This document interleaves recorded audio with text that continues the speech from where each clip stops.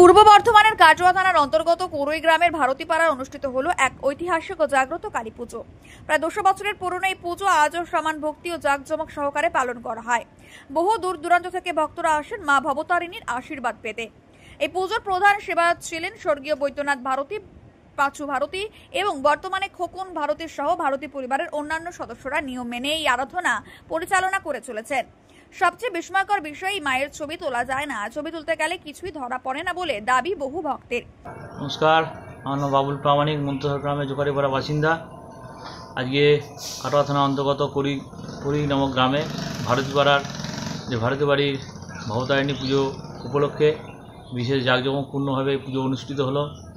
এই পুজো বেশ কয়েকটা গ্রাম জুড়ে হচ্ছে। অনেক দর্শনার্থী বাইরে থেকে ভিড় জমায়েত করেছে।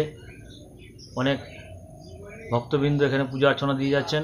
এই ঠাকুরের সবথেকে বিশেষত্ব হলো যে এই ঠাকুরের কোনো দিন ছবি পিকচারাইজ করা যায় না বা পিকচার তোলা যায় না। বিভিন্ন অলৌকিক ঘটনা ঘটেছে এবং সকলেই এই ঠাকুরের প্রতি আকৃষ্ট হয়ে উঠেছে।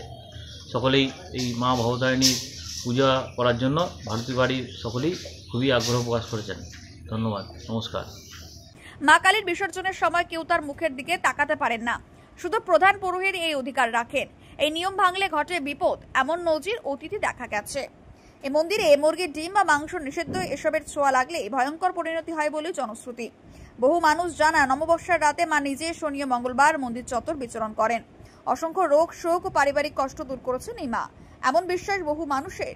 তাই কোরই গ্রামের সর্বস্তরের মানুষ আজও মা ভবতারিণী কালীকে পরম ভক্তিতে আরাধনা করে চলেছেন।